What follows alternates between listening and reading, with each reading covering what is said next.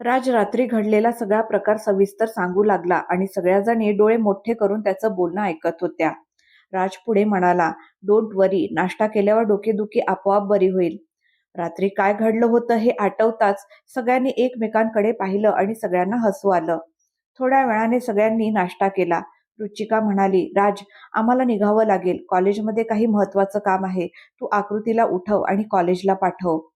राज सगळ्यांकडे पाहत म्हणाला, "तुम्ही सगळ्या कॉलेज सुटल्यानंतर माझ्या घरी या. मी आकृतीला तिथे घेऊन येतो." थोडं थांबून तो म्हणाला, "आणखी एक गोष्ट आहे." सगळ्यांनी उत्सुकतेने राजकडे पाहिलं. राज म्हणाला, "आज मी आकृतीला प्रपोज करणार आहे." रितू आनंदाने म्हणाली, "खरंच? मग मी लवकरात लवकर माझं काम संपवून तुमच्या घरी येते." राज हसला आणि सगळ्या कॉलेजला निघून गेल्या. साधारण 1 तासानंतर आकृती उठली. उठताच तिला डोकं फार जड वाटायला लागलं. तिने दोन्ही हातांनी डोकं धरलं आणि डोळे उघडताच चक्कर यायला लागली. हळूहळू तिने डोळे उघडले तर राज समोर उभा होता. राजने तिच्याकडे एक ग्लास पुढे केला. आकृती हळूच म्हणाली, "हे काय आहे?" राज म्हणाला, "हे पिऊन तुझी डोकेदुखी बरी होईल." ती आश्चर्याने राजकडे पाहून म्हणाली, "तुला कसं कळलं की माझं डोकं दुखत आहे?"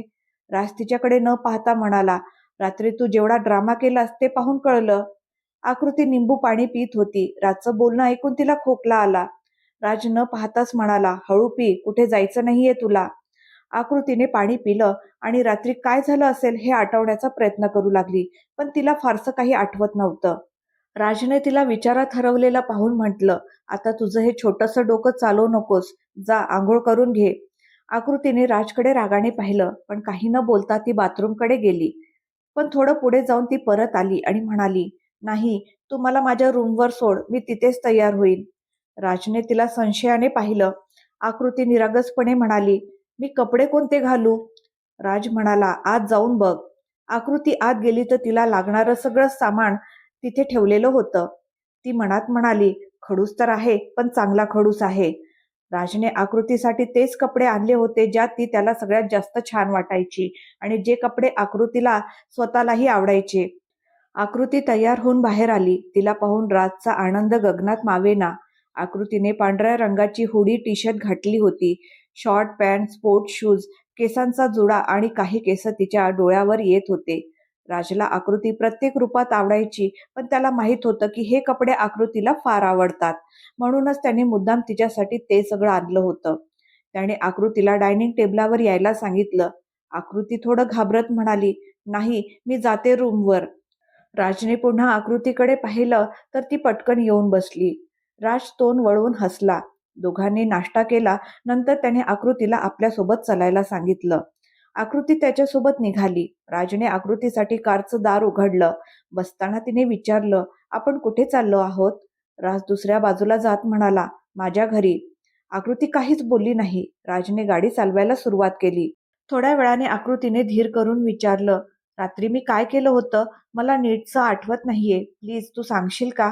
राजने तिला सगळं खरं-खुरं सांगितलं. हे ऐकून आकृती म्हणाली, "सॉरी, माझ्यामुळे तुला खूप त्रास झाला. तुला दुखापतही झाली. I am really sorry." Raj काहीच बोलला नाही. आकृती पुढे म्हणाली, "मी काही चुकीचं तर बोलले नाही ना?" राजने आकृतीकडे पाहिलं. आकृती अडखडत म्हणाली, "म्हणजे असं काही जे तुला वाईट वाटलं असेल?" राज भाव न दाखवता गाडी चालवत म्हणाला, "नाही, वाईट नाही. सगळं खूप छान वाटलं." थोड्याच वेळात ते घरी पोहोचले. ते येताच रिहान बाहेर आला आणि आकृतीला म्हणाला, "हॅपी बर्थडे बॉस." आकृती हसत म्हणाली, "किती वेळा बोलणार आहेस?" रिहान हसून म्हणाला, "आज तुमच्यासाठी खूप मोठं सरप्राईज आहे." आकृती थोडी घाबरून राजकडे पाहू लागली, पण राजच्या चेहऱ्यावर कोणतेही भाव नव्हते. आकृतीने रिहानला विचारलं, "कसला सरप्राईज?" रिहान आत जात म्हणाला, "आधीच सांगितलं तर सरप्राईज कसला राहील?" मग ते तिघे आत गेले. आत जाताच आकृतीने पाहिलं, संपूर्ण घर सजवलेलं होतं आणि समोरच्या भिंतीवर मोठ्या अक्षरात लिहिलं होतं, "हॅपी बर्थडे आकृती." ते पाहून आकृतीला खूप आनंद झाला. साधारण 1 तासाने सगळे राजच्या घरी आले आणि गप्पा सुरू झाल्या. राज सगळ्यांशी हसत खेळत बोलत होता. आकृती त्याला वारंवार पाहत होती, पण राजने तिच्याकडे एकदाही पाहिलं नाही. दोघांचीही अवस्था सारखीच होती. राजला भीती वाटत होती की मी आकृतीला प्रपोज केलं आणि तिने काही चुकीचा अर्थ काढला तर काय होईल. तर आकृती मनात विचार करत होती, राज आज काहीसा बदललेला वाटतोय. तो इतका शांत का आहे? सगळे वाट पाहत होते की राज कधी आकृतीला प्रपोज करतो. पण राजकडून काहीच प्रतिक्रिया नव्हती. नंतर सगळे गेम्स खेळायला लागले आणि हसत खेळत कधी दिवस संपला हे कळलंच नाही. रात्र होत आली होती आणि सगळ्यांच्या घरी जाण्याची वेळही झाली होती. तेव्हा भरत राजला बाजूला घेऊन गेला आणि म्हणाला, "आज तू आकृतीला प्रपोज करणार आहेस असं मी ऐकलं होतं, पण तू काहीच करत नाहीयेस." राजने भरतकडे न पाहताच उत्तर दिलं, "मला भीती वाटते तिने नकार दिला तर, आणि मला तिचं मन दुखवायचं नाही. ती सध्या माझ्या समोर आहे, पण मी काही बोललो तर ती ना इथे येईल ना माझ्याशी बोलेल." भरतने राजच्या खांद्यावर हात ठेवत म्हटलं, "तुला जे वाटतंय ते चुकीचं आहे. माझी बहीण तुझ्यावर प्रेम करते. आज मी स्वतः पाहिलंय. तिच्या डोळ्यात तुझ्यासाठी प्रेम होतं. जसं मी आधीही सांगितलं होतं, ती इतरांच्या भावना समजते पण स्वतःच्या नाही. तिने तुला ओळखलंय, म्हणूनच आज तिची नजर फक्त तुझ्यावरच होती." राज काहीच बोलला नाही. तेव्हा भरतने राजला जबरदस्तीने सगळ्यांसमोर नेलं आणि मोठ्याने म्हणाला, "गाईज, आज राज सूर्यवंशी आपल्या सगळ्यांसमोर आकृतीला प्रपोज करणार आहे. सगळे आपापली हृदय सांभाळून उभे राहा." सगळे आनंदाने राजकडे पाहू लागले. हे ऐकताच आकृती घाबरून गेली. राज आकृतीजवळ गेला. तिला कळत नव्हतं काय बोलायचं आणि काय नाही. राज तिच्या जवळ आला आणि गुडघ्यावर बसत तिचा हात पकडून तिच्या डोळ्यात पाहत म्हणाला, "आय लव्ह यू आकृती." आकृतीचं हृदय जोरजोरात धडधडू लागलं. तिचं डोकं पूर्णपणे रिकामं झालं. तिने राजचा हात झटकला आणि 2 पावलं मागे सरकली. राज उभा राहिला आणि तिच्या जवळ येऊन तिच्या दोन्ही खांद्यावर हात ठेवून हळूच म्हणाला, "आय रिअली लव्ह यू." आकृती थरथर कापू लागली. तिला काहीच सुचत नव्हतं आणि नकळत तिने राजवर हात उगारला. आकृतीने राजच्या गालावर जोरदार चापट मारली. सगळेजण पुतळ्यासारखे तिथे उभे राहिले. आकृतीकडून असं वागणं कोणालाही अपेक्षित नव्हतं. राज ज्याला चापट बसली होती, तो फक्त आकृतीकडे पाहत राहिला. आकृतीने एकदा राजकडे पाहिलं आणि तिथून बाहेर पळत सुटली. राजसह कोणालाही कळलं नाही की आकृतीने असं का आणि कशासाठी केलं. राजही तिथून आपल्या खोलीकडे निघून गेला. इकडे आकृती पळत घराबाहेर आली. आत जे काही घडलं ते सगळं तिच्या डोळ्यासमोर फिरत होतं. तिचा श्वास जोरजोरात चालू होता. तेवढ्यात मागून कुणीतरी तिचा हात पकडून तिला वळवलं. आकृतीने समोर पाहिलं तर समोर रुचिका उभी होती. ती प्रचंड रागात होती. आकृतीने रुचिकाला कधीच इतक्या रागात पाहिलं नव्हतं. रुचिका रागाने म्हणाली, "तू आत काय करून आलीस? तुला कल्पना आहे का तो माणूस तुझ्यावर हद्दीपेक्षा जास्त प्रेम करतो आणि तू? मला तुझ्याकडून ही अपेक्षा नव्हती आकृती." रुचिका तिथून निघून गेली. त्यानंतर सिया, रीना, रितू तिघीही आकृतीकडे तिरस्काराने पाहत निघून गेल्या. आकृती तिथेच उभी राहून सगळ्यांचा बदललेला व्यवहार पाहत होती. आता भरत, राम आणि रिहान तिघही तिथे आले. त्यांना पाहून आकृतीने आपली मान झुकवली. भरत आकृतीजवळ आला आणि म्हणाला, "वर बघ आकृती." आकृतीने त्याच्याकडे पाहिलं. भरत म्हणाला, "तू कुणा दुसऱ्यावर प्रेम करतेस का?" आकृतीने नकारार्थी मान हलवली. भरत पुढे म्हणाला, "म्हणजे तू राजवर प्रेम करत नाहीस?" भरत असं म्हणताच आकृतीने पुन्हा मान खाली घातली. तेव्हा रिहान म्हणाला, "भैया तुमच्यावर खूप प्रेम करतात. मी स्वतः पाहिलं आहे. तुम्ही त्यांच्या आयुष्यात आल्यापासून ते खूप बदलले आहेत. पूर्वी लोकांपासून दूर पळायचे, पण आता सगळ्यांसोबत राहतात. त्यांना खूप राग यायचा, तोही तुमच्यामुळे कमी झाला आहे. तुम्ही खरंच माझ्या भावाला बदलून टाकलंय." रामने दोघांना इशाऱ्याने गप्प राहायला सांगितलं आणि स्वतः म्हणाला, "आकृती, तुला माझी शपथ आहे. सांग, तू राजवर प्रेम करतेस का नाही?" आकृती रामकडे पाहून म्हणाली, "हो करते भैया." राम पुढे म्हणाला, "मग आज जे काही झालं ते काय होतं? तू असं का केलंस?" आकृतीने मान खाली घालत उत्तर दिलं, "मी खूप घाबरले होते. मला वाटलं की तुम्ही सगळे मजाक करत आहात. मला भीती वाटली की तो मला प्रपोज करून पुन्हा म्हणेल की हे सगळं मजाक होतं. मला काही सुचलं नाही आणि माझ्याकडून ते सगळं झालं. शपथ, मी जाणून बुजून काहीच केलं नाही." आकृतीने हे सगळं इतक्या निरागसपणे सांगितलं की तिघांनाही हसू आलं. रिहान आकृतीला म्हणाला, "बॉस, जे झालं ते झालं. आता जा आणि त्यांची माफी मागा. पण लक्षात ठेवा, सध्या ते खूप रागात असतील."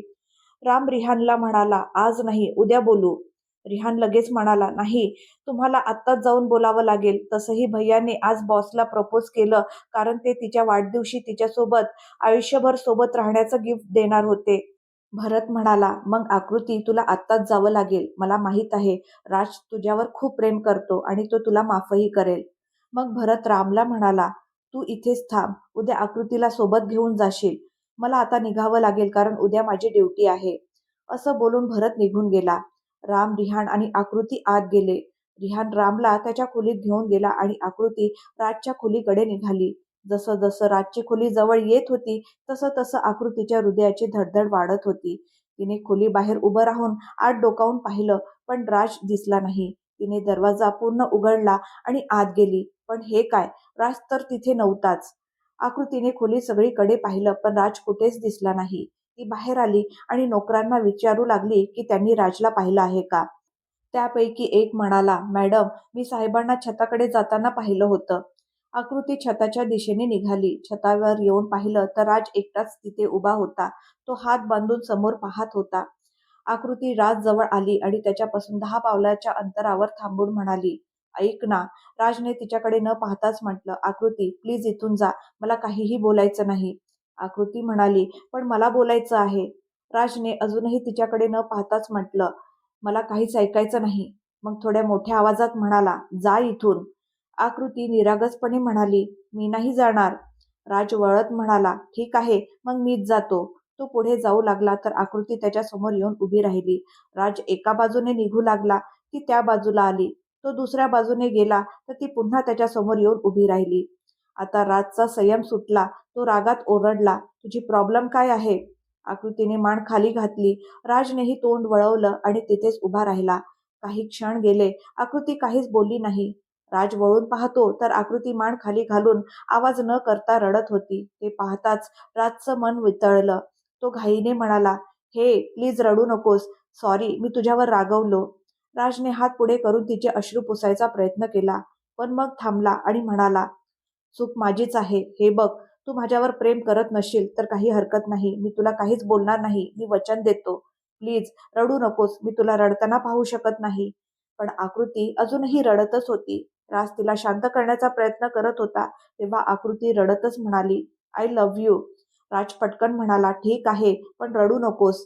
आकृतीने डोकं वर केलं, पण तिचे अश्रू पुन्हा गालावर ओघळले. ती राजकडे पाहत म्हणाली, मी आय लव्ह यू म्हणते आणि तू फक्त ठीक आहे म्हणतोयस. आता आकृती जोरजोरात हुंदके देऊ लागली.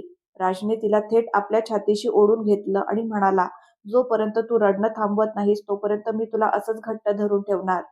रडत असतानाही आकृतीला हसू आलं. दोघेही बराच वेळ असेच एकमेकांना धरून उभे राहिले. रिहान त्यांना शोधत आला होता आणि समोरचं दृश्य पाहताच त्याच्या चेहऱ्यावर आनंद पसरला. त्याने दोघांचा फोटो काढला. तो फोटो त्याने सगळ्यांना सेंड केला आणि परत निघून गेला. फोटो पाहून सगळे खुश झाले. राजला वाटलं आकृती आता शांत झाली आहे, म्हणून त्याने तिला थोडं दूर केलं आणि म्हणाला, जर तू माझ्यावर प्रेम करतेस तर मग त्यावेळी मला थापड का मारलीस? आकृती निरागसपणे म्हणाली, तेव्हा मी घाबरले होते. राज हसला आणि म्हणाला, अच्छा, तू घाबरतेस सुद्धा. हे आज कळलं. नेहमी तर झाशीची राणी बनून फिरतेस. आकृतीने राजकडे रागाने पाहिलं. राजने तिचा हात पकडून बाजूला असलेल्या पाळण्यावर बसवलं आणि तोही बसला. दोघे काही वेळ असेच शांत बसून राहिले. तेव्हा आकृती म्हणाली, काहीतरी बोल ना. राज आकृतीला पाहत म्हणाला, काय बोलू? मग त्याने आकृतीच्या मांडीवर डोकं ठेवलं आणि म्हणाला, प्रेम नेहमी शांतच असायला हवं. आकृती काहीच बोलली नाही. तिने पायाने झुल्याला हलकासा धक्का दिला आणि झुलू लागली. काही वेळ दोघेही शांत होते. मग आकृती जोरात म्हणाली, उठ ना राज. राज तिला पाहू लागला. आकृती पुन्हा म्हणाली, अरे उठ ना. राज उठून आकृतीच्या शेजारी बसला. तेवढ्यात आकृती पटकन राजच्या मांडीवर डोकं ठेवून आडवी झाली. राज हसला. आकृती समोर पाहत म्हणाली, आता ठीक आहे. आता तू मला काहीतरी ऐकव. राज पटकन म्हणाला, काय ऐकवू? आकृती राजच्या डोळ्यात पाहत म्हणाली, भजन येतात का? राज तिला हैराणीने पाहू लागला. आकृती म्हणाली, भजन येत असतील तर भजन ऐकव. गाणं येत असेल तर गाणं म्हण. पण काहीतरी ऐकव ना. राज म्हणाला, मला काहीच येत नाही. आकृती काहीच बोलली नाही. दोघेही पुन्हा शांत झाले. थोड्या वेळाने राजने पाहिलं तर आकृती झोपली होती. तोही झुल्यावर डोकं टेकवून बसला आणि आकृतीला पाहत राहिला. अशीच दोघांची रात्र निघून गेली. सकाळी आकृतीच्या चेहऱ्यावर सूर्यकिरण पडताच तिची झोप मोड झाली. डोळे उघडताच तिच्यासमोर रिहानचा चेहरा दिसला. आकृती काही प्रतिक्रिया देणार तेवढ्यात रिहानने तिला शांत राहण्याचा इशारा केला. त्याने राजकडे बोट दाखवलं. आकृती हळूहळू उठली आणि राजकडे पाहत विचारात पडली. मग तिने रिहानला डोळा मारला आणि थोडेसे केस घेऊन राजच्या कान आणि नाकाजवळ गुदगुल्या करू लागली. तेवढ्यात राजने तिचा हात पकडला आणि डोळे उघडून तिला रोखून पाहू लागला. आकृती रिहानकडे बोट दाखवत म्हणाली, "रिहान म्हणाला होता." रिहानची तर बोबडीच वळली. राजने आकृतीचा हात सोडला आणि रिहानकडे पाहिलं. तेवढ्यात आकृती मागून ओरडली, "रिहान, पळ!" आणि स्वतःही पळू लागली. ते थोडे पुढे गेले तेवढ्यात राज वेगाने त्यांच्यासमोर येऊन उभा राहिला. आकृती आणि रिहान एकमेकांकडे पाहत होते. राज म्हणाला, "तुम्हाला काय वाटलं मी तुम्हा दोघांना असंच जाऊ देईन?" दोघे मान खाली घालून एकमेकांकडे तिरप्या नजरेने पाहू लागले.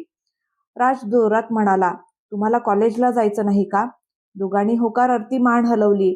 तो पुढे म्हणाला, "आत्ताच्या आत्ताच जा आणि मी खाली येण्याच्या आधी तयार व्हा. 1 मिनिट उशीर झाला तर शिक्षेसाठी तयार राहा." आकृती हळूच म्हणाली, "पण माझे कपडे आणि सामान?" ती पुढे बोलणार तेवढ्यात राज म्हणाला, "माझ्या रूममध्ये तुला लागणारं सगळं सामान आहे. आता पटकन तयार व्हा आणि नाश्त्याला या." आकृती आणि रिहान पटकन पळाले, तयार झाले आणि नाश्त्याला आले. राज आधीच तयार होऊन बसलेला होता. आकृती रिहानला हळूच म्हणाली, "हा इतक्या लवकर कसा काय तयार झाला?" रियानही हळूच म्हणाला, "आजपर्यंत मलाही कळलं नाही." रियान आणि आकृती खी खी करून हसू लागले. तेव्हा राजने त्यांना लवकर नाश्ता करायला सांगितलं. रामही तिथेच बसला होता. आकृती जाऊन रामच्या शेजारी बसली. राम थोड्या मोठ्या आवाजात म्हणाला, "काय आकृती, शेवटी मांडीवर झोपवणारा सापडलाच वाटतं." आकृतीने आश्चर्याने रामकडे पाहिलं आणि लाजून खाली पाहू लागली. राज तिच्या लाजेवर हसला. तेवढ्यात आकृतीच्या फोनवर एक मेसेज आला. तिने पाहिलं तो रिहानचा होता. मेसेज उघडला तर त्यात राज आणि आकृतीचे फोटो होते, ज्यात आकृती राजच्या मांडीवर झोपलेली होती. आकृतीने रिहानकडे रागाने पाहिलं. तेवढ्यात रिहानचा दुसरा मेसेज आला, "सॉरी बॉस, तुम्ही दोघं खूप क्यूट दिसत होतात म्हणून फोटो काढले." आकृती हसली. मग सगळ्यांनी नाश्ता केला आणि राम आपल्या घरी निघून गेला. राजने दोघांना कॉलेजला सोडलं आणि स्वतः ऑफिसला गेला. शेवटी आकृती ही राजवर प्रेम करू लागली होती. आता राज रोज आकृतीला भेटू शकत होता, तिच्याशी बोलू शकत होता. आकृतीही त्याचं ऐकून घ्यायची आणि तिच्या बालिश वागण्याने राज आणि सगळ्यांना खुश ठेवायची. आकृतीचं 2nd इयर पूर्ण झालं आणि ती आता फायनल इयरमध्ये आली होती. सगळ्यांचं नातं छान चाललं होतं. कॉलेजला सुट्ट्या लागल्या म्हणून आकृती आता घरीच होती. राजने तिला फोन केला, पण आकृती फोन उचलत नव्हती. राजने परत फोन केला. आकृतीने फोन उचलून कानाला लावला पण काहीच बोलली नाही. राजने तिला विचारलं, "अशी शांत का आहेस?" तेव्हा आकृती तोंड पाडून म्हणाली, "मला तुझी खूप आठवण येते." राज हसून म्हणाला, "अच्छा, असं आहे तर?" आकृती म्हणाली, "हो." राजने काहीच न बोलता फोन कट केला. आकृती फोनकडे पाहत म्हणाली, "फोन कट केला? अजब प्राणी आहे हा. आठवण येते म्हटल्यावर थोडं तरी बोलायला हवं होतं ना?" ती स्वतःशीच बडबड करत म्हणाली, "आता फोन केला तरी उचलणार नाही." आकृती खोलीतून छतावर गेली. तिथे राम बसलेला होता. तीही रामच्या शेजारी बसली. दोघं भावंड गप्पा मारत बसले होते. थोड्या वेळाने घराच्या बाहेर गाडीचा हॉर्न ऐकू आला. दोघांनी खाली पाहिलं तर राज बाहेर उभा राहून गाडीचा हॉर्न वाजवत होता. त्याची नजर वरच होती. आकृती आणि राम एकमेकांकडे पाहू लागले. राम आकृतीला म्हणाला, "हा इथे काय करतोय?" आकृती राजकडे पाहत म्हणाली, "ते सगळं मी नंतर सांगते. आता चल, तो आत येईल. मम्मीला भेटला तर गडबड होईल." राम आणि आकृती खाली आले. तोपर्यंत राज आकृतीच्या मम्मीजवळ पोहोचला होता आणि त्यांच्याशी बोलत होता. राजने हात जोडून म्हटलं, "नमस्कार काकू." कल्पनाने राजला निरखून पाहत विचारलं, "तुम्ही राज सूर्यवंशी आहात ना?" राजने होकार दिला. तेव्हा कल्पना आनंदाने म्हणाल्या, "अरे या ना सर, आत या." राज बाहेरच उभा राहून म्हणाला, "नाही काकू, मी आत येणार नाही. मी तुमच्या मुलीवर प्रेम करतो आणि तीही माझ्यावर प्रेम करते. आज मी तिला फिरायला घेऊन जायला आलोय." राज पुढे बोलणारच होता तेवढ्यात कल्पना तोंड वाकडं करून म्हणाली, "ती कुठेही गेली तरी मला काही फरक पडत नाही." राजने आश्चर्याने विचारलं, "का? ती तुमची मुलगी नाही का?" कल्पना थोड्या कठोर आवाजात म्हणाली, "जन्म दिला आहे पण कधी तिला आपलंसं केलं नाही." राज अधिक वाद न घालता म्हणाला, "ठीक आहे, मग तिला जेव्हा जिथे जायचं असेल तिथे जाऊ शकते. त्यावर तुम्हाला काहीच अडचण नसली पाहिजे. आणि आता मी तिला फिरायला घेऊन जातोय." आकृती तिथेच उभं राहून सगळं ऐकत होती. राजने तिचा हात पकडला आणि चालू लागला. कल्पनाही काही न बोलता परत आत गेल्या. गाडी जवळ आल्यावर आकृती म्हणाली, "तू मम्मीशी अशा पद्धतीने बोलायला नको होतं." राज गाडीत बसत म्हणाला, "कोणाशी कसं बोलायचं हे मला नीट माहीत आहे." राजने आकृतीला गाडीत बसण्याचा इशारा केला. आकृती गाडीत बसली. राज ड्राईव्ह करू लागला. दोघंही शांत होते. थोड्या वेळाने राजने आकृतीकडे पाहिलं आणि गाडी थांबवत म्हणाला, हे काय कपडे घातले आहेस तू? आकृतीने एक सैल पातळ टी शर्ट घातला होता आणि खाली शॉर्ट्स, ज्यात तिचे गोरे सळपातळ पाय दिसत होते. आकृती तोंड वाकडं करत म्हणाली, तू मला कपडे घालायला सांगितलेच नाहीस.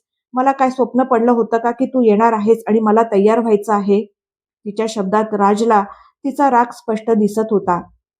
आकृती बाहेर पाहत होती. राजने तिला स्वतःकडे पाहायला सांगितलं. आकृती राजकडे पाहू लागली. तो म्हणाला, तू माझ्यावर रागावली आहेस का?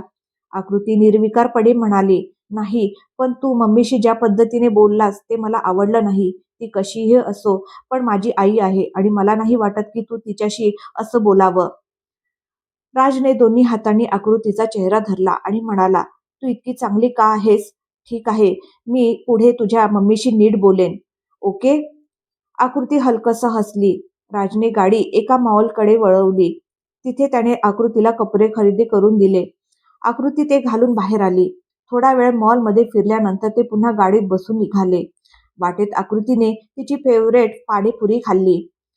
रात्र होत आली होती. थोड्या वेळाने आकृती म्हणाली, आपण कुठे चाललो आहोत? राज म्हणाला, माहीत नाही. आकृतीने राजकडे पाहिलं. राज समोर पाहत म्हणाला, तुझ्यासोबत राहायचं आहे, मग जागेचा काय फरक पडतो? आकृती हसत म्हणाली, हाऊ क्यूट. राज थोडा वेळ शांत राहून म्हणाला, मला तुझ्याशी काहीतरी बोलायचं आहे. आकृती राजकडे वळून बसली आणि म्हणाली, बोल ना. राज तिला पाहून हलकसं हसला आणि म्हणाला, 2 महिन्यानंतर मला कॅनडाला जायचं आहे. आकृतीने फारसं गंभीर न होता विचारलं, अच्छा, पण का? राज म्हणाला, माझं काही काम तिकडेही आहे आणि बऱ्याच दिवसापासून मी तिकडे गेलो नाहीये. तो बोलून आकृतीकडे पाहू लागला. आकृती सहजपणे म्हणाली, मग जा ना, काही अडचण नाही. राज तिला गंभीरपणे पाहत म्हणाला, 1 महिन्यासाठी. हे ऐकताच आकृती चटकन म्हणाली, 1 महिना? नाही नाही, मग माझं काय होणार? नाही, तू जाणार नाहीस. राज काही बोलणार एवढ्यात आकृतीने मध्येच ठामपणे म्हटलं, मी म्हणाले ना, तू जाणार नाहीस म्हणजे नाहीस, बस. राज गप्प राहिला. तेव्हा आकृती म्हणाली, मला आत्ताच घरी सोड. राज तिला समजवण्याचा प्रयत्न करत होता, पण आकृती काही ऐकायला तयार नव्हती. शेवटी आकृतीच्या डोळ्यात पाणी आलं. राजने गाडी आकृतीच्या घराकडे वळवली. थोड्याच वेळात गाडी तिच्या घरासमोर थांबली. आकृती राजकडे न पाहताच उतरली आणि घरात निघून गेली. राज बराच वेळ तिथे उभा राहिला, पण आकृती बाहेर आलीच नाही. शेवटी थकून राज तिथून निघून गेला. 2, 4, 6, 8 दिवस निघून गेले, पण आकृती राजशी अजिबात बोलली नाही. काही दिवसांनी कॉलेज सुरू झालं. आकृती कॉलेजला जायला लागली, पण त्या रात्रीनंतर ना ती राजला भेटली, ना एक शब्द बोलली. अख्खा 1 महिना निघून गेला. दोघांमध्ये एकदाही बोलणं झालं नव्हतं. आता मात्र राजचा संयम सुटू लागला होता, पण तो काही करूही शकत नव्हता. रोज आकृतीला दुरून पाहायचा आणि शांतपणे परत जायचा. दोघंही एकमेकांशी बोलण्यासाठी आतून तडपत होते, पण दोघेही तितकेच हट्टी होते. कोणीच झुकायला तयार नव्हतं. नेहमीप्रमाणे आजही आकृती रितू आणि रुचिका सोबत तयार होऊन कॉलेजला जात होती. कॉलेजच्या गेट जवळच आकृतीने राजला पाहिलं आणि लगेच तोंड फिरवलं. ती पुढे चालू लागली तेवढ्यात एक गाडी जोरात येऊन तिच्या जवळ थांबली आणि त्या गाडीतून कुणीतरी आकृतीला जबरदस्तीने आत ओढलं आणि गाडी वेगात निघून गेली. हे पाहून सगळे स्तब्ध झाले. राज क्षणाचाही विलंब न करता आपली गाडी घेऊन त्या गाडीच्या मागे निघाला. थोड्या वेळाने ती गाडी एका ठिकाणी थांबली. राजने आपली गाडी तिच्या पुढे लावली आणि उतरून त्या गाडीकडे गेला. तो दाराजवळ पोहोचताच दार उघडलं आणि आत बसलेला माणूस पाहून राज चकित झाला. आत भरत बसलेला होता आणि आकृती त्याच्या शेजारी. राज रागाने म्हणाला, हे सगळं काय आहे?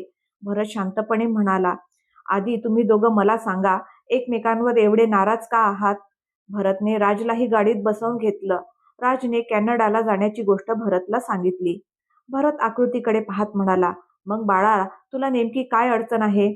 आकृती काहीच बोलली नाही, फक्त खाली पाहत राहिली.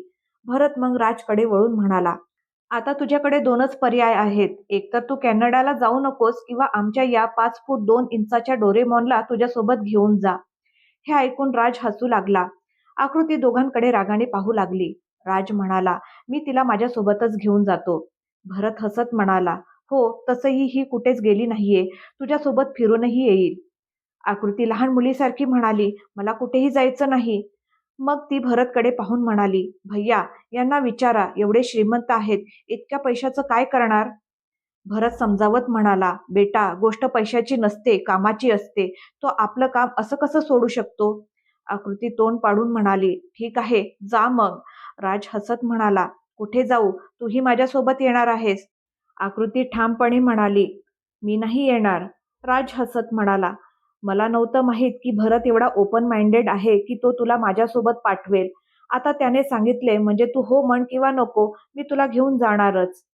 आकृतीने भरतकडे पाहिलं. भरतने फक्त खांदे उडवले. राज गाडीतून उतरला आणि आकृतीला म्हणाला, चल माझ्यासोबत. आकृती म्हणाली, मला नाही जायचं. राजने तिचं ऐकलं नाही. भरत दुसरीकडे पाहत असतानाच राजने आकृतीला उचलून घेतलं आणि चालू लागला. आकृती त्याच्याकडे रागाने पाहत म्हणाली, हा काय उद्धटपणा आहे? राज शांतपणे म्हणाला, आपल्या बायकोला कुशीत घेणं जर उद्धटपणा असेल तर हो, मी आहे उद्धट. आकृती लगेच म्हणाली, एक मिनिट, आपलं लग्न केव्हा झालं? राज तिला गाडीत बसवत म्हणाला, ज्या दिवशी मी तुला प्रपोज केलं त्याच दिवशी मी तुला माझी बायको मानलं. माझ्यासाठी सोबत राहायला लग्नाची गरज नाही. राज थोडा तिच्याकडे झुकून म्हणाला, आणि तू कायम माझ्या आयुष्यात राहशील. तू नाहीस तर कोणीच नाही. त्याचं बोलणं ऐकून आकृती राजकडे पाहतच राहिली. भेटूया पुढच्या भागात. आजचा भाग तुम्हाला कसा वाटला कमेंट करून नक्की सांगा. आवडला असेल तर लाईक करा, शेअर करा आणि पुढचा भाग ऐकण्यासाठी माझ्या चॅनलला सबस्क्राईब करायला विसरू नका. धन्यवाद.